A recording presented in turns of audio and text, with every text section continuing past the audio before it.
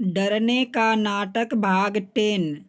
संतोष आंखों में आंसू लिए हुए, यह तुम क्या कह रही हो हर्षिता? हम दोनों एक दूसरे से कितना प्यार करते हैं, फिर यह बात कहाँ से आ गई? हर्षिता हंसते हुए, प्यार, और वो भी आपसे? मैंने तो आपसे प्यार किया ही नहीं।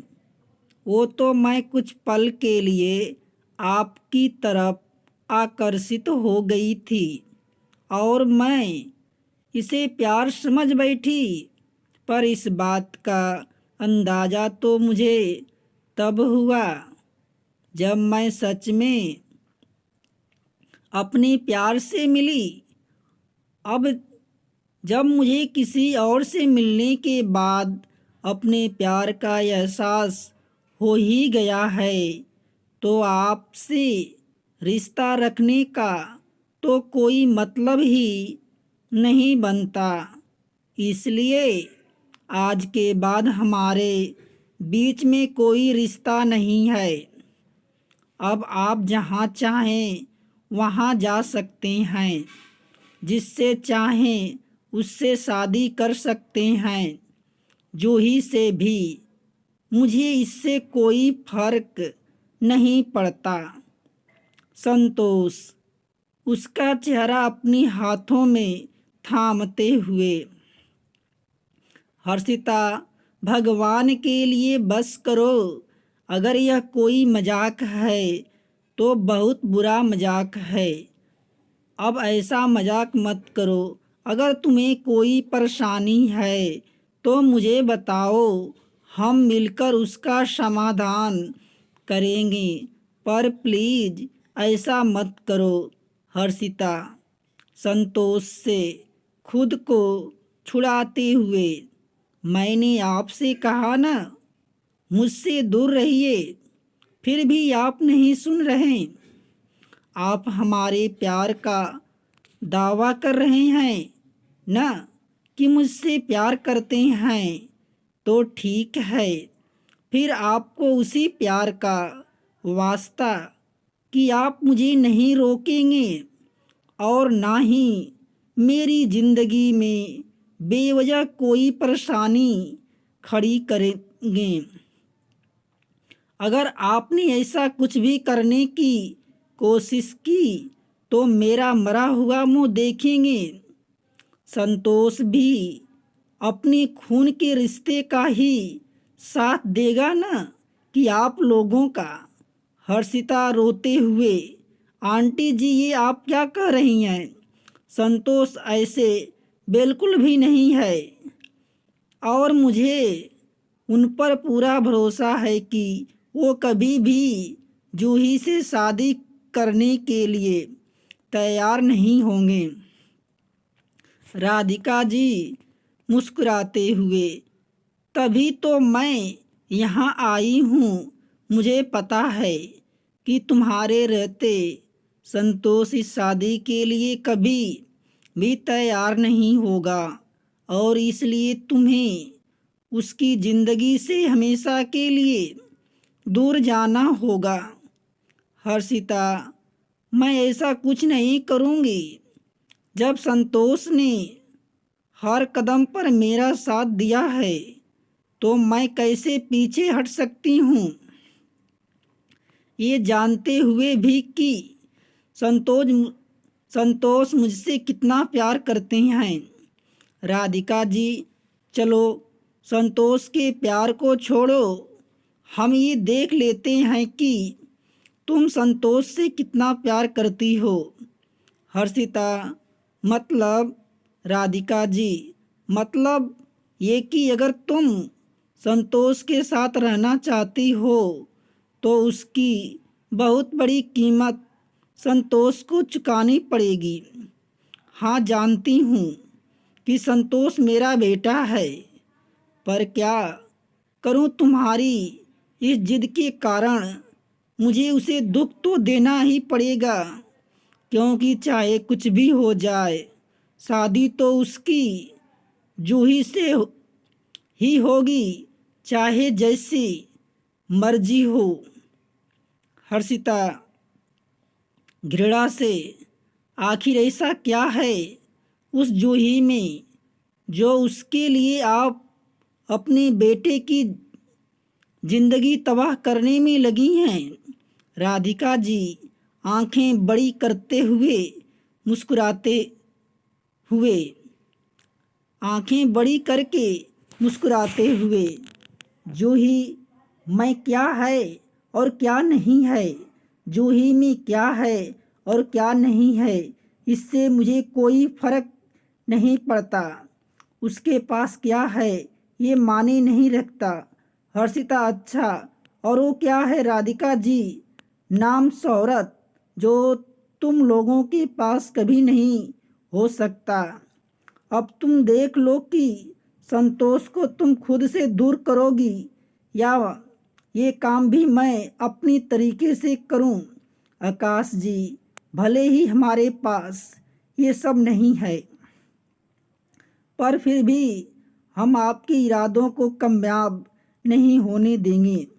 हर्षिता ऐसा कुछ नहीं करेगी, वो संतोष से दूर नहीं जाएगी। राधिका जी तो ठीक है, फिर कल के अखबार और टीवी में अपनी बेटी की बदनामी देखकर खुद का मुंह काला करवाने के लिए तैयार हो जाइए। आकाश जी, गुस्से में आप ऐसा कुछ नहीं कर सकती। राधिका जी हंसते हुए, अभी आपने मुझे जाना ही कहाँ है, मैं क्या कर सकती हूँ और क्या नहीं, ये कल आपको पता चल जाएगा। संतोष की शादी जूही से करवाने के लिए तो मैं संतोष को दुख देने के लिए तैयार हूँ, तो आप लोग तो मेरे लगते ही क्या हैं। इतना कहकर राधिका जी वहाँ से जाने लगती हैं कि तभी आकाश जी अपनी बेटी की बदनामी के डर से उन्हें रोक लेती हैं और कहते हैं, आकाश जी रुकिए, मैं आपसे वादा करता हूँ कि हर्षिता संतोष की ज़िंदगी से दूर चली जाएगी, पर आप ऐसा कुछ मत करना। आकाश जी की बात सुनकर राधिका जी अपनी जीत पर हंसने लग जाती है। आकाश जी लाचार होकर हर्षिता की तरफ देखने लगते हैं, तो हर्षिता उनसे कहती है, हर्षिता पापा, आपने बिल्कुल सही फैसला लिया है, मैं ऐसा ही करूँगी। फिर राधिका जी की ओर देखते हुए, आप ये मत सोचना कि ये सब मैं आपके डर की वजह से किया है, ऐसा बिल्कुल नहीं है।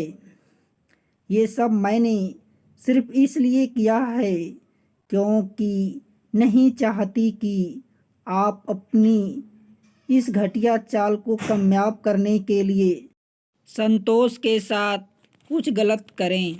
राधिका जी मुस्कुराते हुए, काफ़ी समझदार हो। फिर उसकी तरफ शादी का कार्ड पढ़ते हुए, ये संतोष और जूही की शादी का कार्ड है। सबसे पहला कार्ड मैंने तुम्हें ही दिया है, और हाँ, इस पर तारीख इसलिए नहीं है क्योंकि मैं नहीं चाहती कि तुम इस शादी में आओ। फिर आकाश जी और गौरी जी की ओर देखते हुए, अपनी बेटी के लिए अपनी औकात के अनुसार ही लड़का ढूंढना, ताकि फिर से ऐसे बेइज्जती न होना पड़े। इतना कहकर राधिका जी वहाँ से चली जाती हैं। उनके जाते ही आकाश जी और गौरी जी अपना सिर पकड़कर वहीं ज़मीन पर बैठ जाते हैं और रोने लग जाते हैं। आकाश जी रोते हुए गौरी जी से कहते हैं, आकाश जी, इसी डर के कारण मैं हर्षिता के लिए संतोष को नहीं चाहता था, पर किसी ने मेरी एक न सुनी और मुझे ही समझाते रहे कि दौलत से कुछ नहीं होता। देख लिया, अब की दुनिया में दौलत से बढ़कर कुछ नहीं है। हर्षिता अपने मम्मी पापा को संभालते हुए, मम्मी पापा संभलिए खुद को, जब हम दोनों की किस्मत में ही अलग होना लिखा है तो कोई क्या कर सकता है। पर अगर आप दोनों की ऐसे कमज़ोर पड़ जाएंगे तो मैं ये सब कैसे कर पाऊंगी। हर्षिता की बात सुनकर आकाश जी और गौरी जी उसे गले से लगा लेते हैं। कुछ समय तक उनके पास रहने के बाद हर्षिता अपनी कमरे में चली जाती है और कमरे के दरवाजे को अंदर से बंद करके फूट फूट कर रोने लगती है। आकाश जी और गौरी जी हर्षिता की हालत से भली भांति परिचित थे, पर वो दोनों चाहकर भी अपनी बेटी की खुशियों को वापस नहीं ला सकते थे। वो दोनों चाहकर भी अपनी बेटी की खुशियों को वापस नहीं ला सकते थे। हर्षिता पूरा दिन कमरे में ही बंद रही। पूरा दिन कुछ खाना तो दूर की बात, उसने पानी भी नहीं पिया। उसके मम्मी पापा ने बहुत कोशिश की उसे कमरे से बाहर बुलाने की, पर उसकी हिम्मत नहीं थी कि वो उनके सामने भी आ सके। हर्षिता कमरे में ही बैठी अपने सारे आंसू बहा लेना चाहती थी, ताकि अगले दिन जब वो संतोष के आगे जाए तो उसकी आंखों में आंसू बचे। अगले दिन संतोष जब ऑफिस पहुंचा तो उसे वहां हर्षिता दिखाई नहीं दी।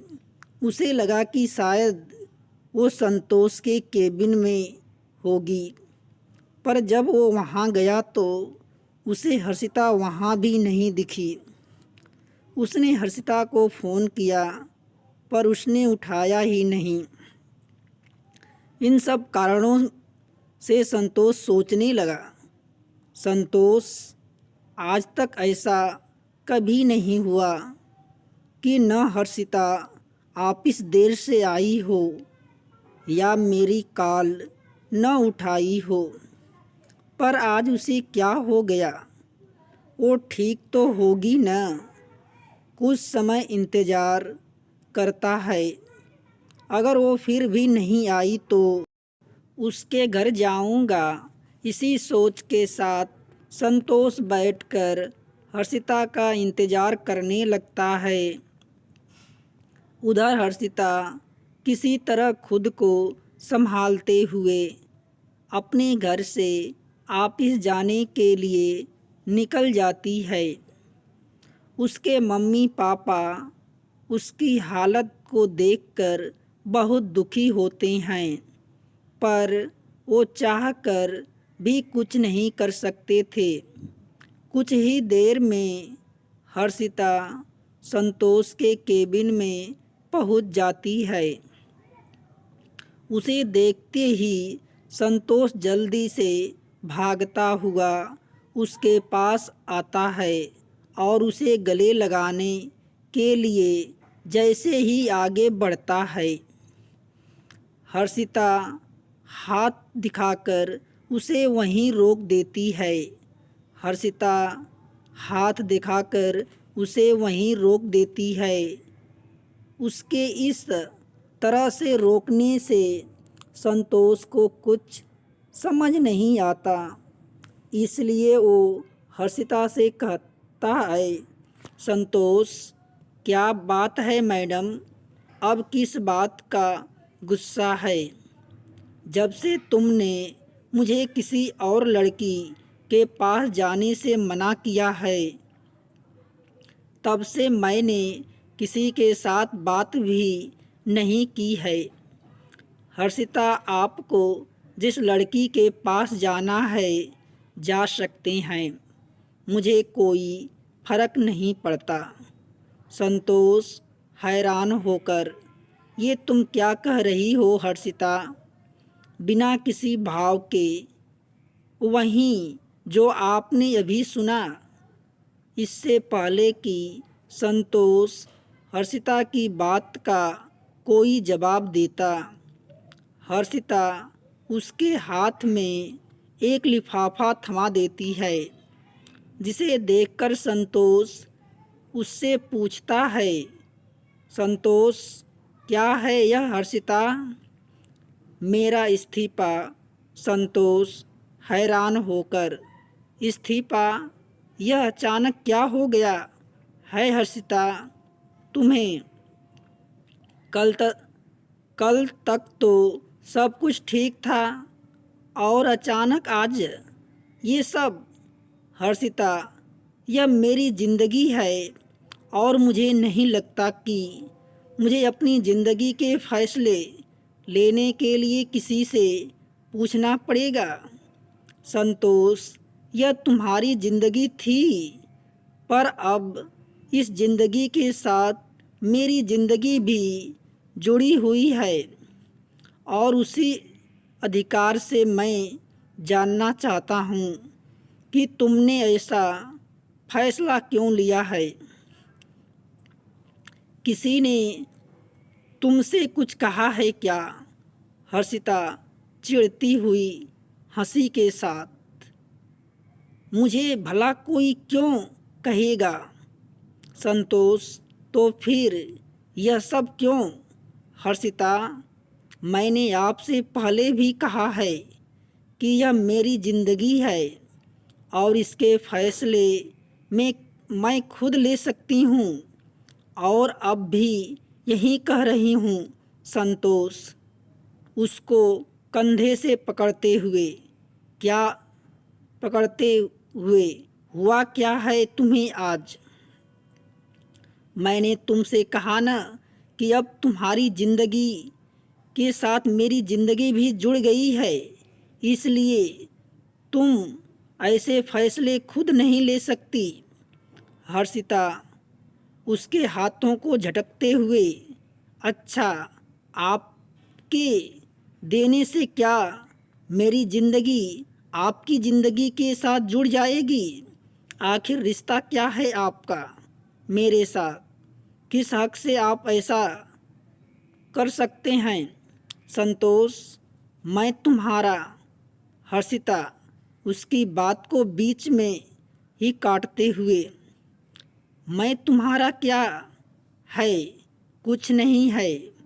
आप मेरे जिस रिश्ते की आप बात कर रहे हैं ना, उसे इस दुनिया में किसी अच्छी नज़र से नहीं देखा जाता है और मुझे नहीं लगता कि आप कभी इस रिश्ते को कोई नाम देना भी चाहेंगे। संतोष गुस्से में, लगता है आज तुम्हारा दिमाग खराब हो गया है। जो तुम ऐसी बहकी बहकी बातें कर रही हो, तुमसे किसने कहा कि मैं हमारे रिश्ते को कोई नाम नहीं देना चाहा? मैं हमारे रिश्ते को कोई नाम देना चाहता? हर्षिता उसे ताना मारते हुए, दिमाग तो मेरा पहले खराब था। जब मैं अपनी मीठी मीठी बातों में आ गई थी, आज तो मेरा दिमाग सही हुआ है। अब जाकर मुझे पता चलता है कि मैं आपके लिए सिर्फ आपके इस्तेमाल की चीज़ हूँ जिसे आप सिर्फ इस्तेमाल करना चाहते हैं, पर उसके साथ अपने रिश्ते को कोई नाम नहीं देना चाहते। हर्षिता की यह बात सुनकर संतोष का दिल बुरी तरह से टूट गया। उसे इतना गुस्सा आ गया कि गुस्से में उसका हाथ उस पर उठते उठते रह गया, जिसे देखकर हर्षिता गुस्से से बोली, हर्षिता क्या हुआ, रुक क्यों गए? मारिए न। आपके पास अपने परिवार के साथ हमारी शादी की बात करने के लिए समय नहीं है। बाकी तो आपके पास मेरे साथ घूमने के लिए और अब मुझे मारने के लिए भी पूरा समय है। संतोष खुद को संयत करते हुए, मुझे माफ़ कर दो हर्षिता, मैं तुम पर हाथ नहीं उठाना चाहता था, पर जब तुमने खुद को इस्तेमाल करने वाली बात बोली तो मुझे तुम पर गुस्सा आ गया। और रही बात अपने घर वालों से हमारी शादी की बात करने की, तो मैं सिर्फ तुम्हारे जन्मदिन तक का इंतज़ार कर रहा था, क्योंकि मैं चाहता था कि हमारी शादी का तोहफ़ा मैं तुम्हारे जन्मदिन पर ही तुम्हें दूं। पर अब जब तुम्हें इतनी बड़ी गलतफहमी हो गई थी, तो मैं आज ही घर जाकर मम्मी पापा से इस बारे में बात करता हूँ। हर्षिता नहीं, अब आपको ऐसा कुछ करने की कोई ज़रूरत नहीं है। संतोष आश्चर्य से, ज़रूरत नहीं है मतलब? हर्षिता बिना किसी भाव के, मतलब यह कि मैं अब आपसे कोई रिश्ता नहीं रखना चाहती, शादी करना तो दूर की बात। संतोष आंखों में आंसू लिए हुए, यह तुम क्या कह रही हो हर्षिता? हम दोनों एक दूसरे से कितना प्यार करते हैं, फिर यह बात कहाँ से आ गई? हर्षिता हंसते हुए, प्यार, और वो भी आपसे? मैंने तो आपसे प्यार किया ही नहीं। वो तो मैं कुछ पल के लिए आपकी तरफ आकर्षित हो गई थी और मैं इसे प्यार समझ बैठी, पर इस बात का अंदाज़ा तो मुझे तब हुआ जब मैं सच में अपने प्यार से मिली। अब जब मुझे किसी और से मिलने के बाद अपने प्यार का एहसास हो ही गया है, तो आपसे रिश्ता रखने का तो कोई मतलब ही नहीं बनता। इसलिए आज के बाद हमारे बीच में कोई रिश्ता नहीं है। आज के बाद हमारे बीच में कोई रिश्ता नहीं है। अब आप जहाँ चाहें वहाँ जा सकते हैं, जिससे चाहें उससे शादी कर सकते हैं। जूही से भी मुझे इससे कोई फर्क नहीं पड़ता। संतोष उसका चेहरा अपने हाथों में थामते हुए, हर्षिता भगवान के लिए बस करो। अगर यह कोई मजाक है तो बहुत बुरा मजाक है। अब ऐसा मजाक मत करो। अगर तुम्हें कोई परेशानी है तो मुझे बताओ, हम मिलकर उसका समाधान करेंगे, पर प्लीज़ ऐसा मत करो हर्षिता। संतोष से खुद को छुड़ाते हुए, मैंने आपसे कहा ना, मुझसे दूर रहिए। फिर भी आप नहीं सुन रहे। आप अपने प्यार का दावा कर रहे हैं ना कि मुझसे प्यार करते हैं, तो ठीक है, फिर आपको उसी प्यार का वास्ता कि आप मुझे नहीं रोकेंगे और ना ही मेरी ज़िंदगी में बेवजह कोई परेशानी खड़ी करेंगे। अगर आपने ऐसा कुछ भी करने की कोशिश की तो मेरा मरा हुआ मुंह देखेंगे। हर्षिता की यह बात सुनकर संतोष वहीं जम जाता है। इसके आगे उसमें कुछ भी बोलने की हिम्मत नहीं होती। जब हर्षिता देखती है कि अब संतोष कुछ नहीं बोलेगा तो वो वहाँ से चली जाती है। हर्षिता के जाने के बाद संतोष वहीं धम से ज़मीन पर बैठ जाता है और रोने लगता है। उसे कुछ समझ नहीं आता कि अचानक से हर्षिता को क्या हो गया जो वह ऐसा कर रही है। उधर हर्षिता ऑफिस से निकलने के बाद सीधा अपने घर जाती है और राधिका जी और अपनी मम्मी पापा को यह बता देती है कि उनका काम हो गया है। राधिका जी को जब पता चलता है कि हर्षिता संतोष की ज़िंदगी से दूर चली गई है, हर्षिता संतोष की ज़िंदगी से दूर चली गई है, तो वह बहुत खुश होती है। वहीं दूसरी तरफ गौरी जी और आकाश जी यह बात सुनकर बिल्कुल हताश हो जाते हैं। इसके बाद हर्षिता सीधा अपने कमरे में चली जाती है और कमरे का दरवाज़ा अंदर से बंद करके फूट फूट कर रोती है। संतोष के सामने तो उसने खुद को किसी तरह संभाल रखा था, पर अकेले में उसे खुद को संभालना मुश्किल हो रहा था। संतोष से सारे रिश्ते ख़त्म कर लेने के बाद हर्षिता को अपना सब कुछ ख़त्म हुआ ही नज़र आ रहा था। इसलिए उसने सबसे मिलना जुलना बंद कर दिया और खुद को कमरे में ही बंद रखने लग गई थी। उसके मम्मी पापा ने उसे बहुत समझाया, पर उसके लिए खुद को संभालना बहुत मुश्किल हो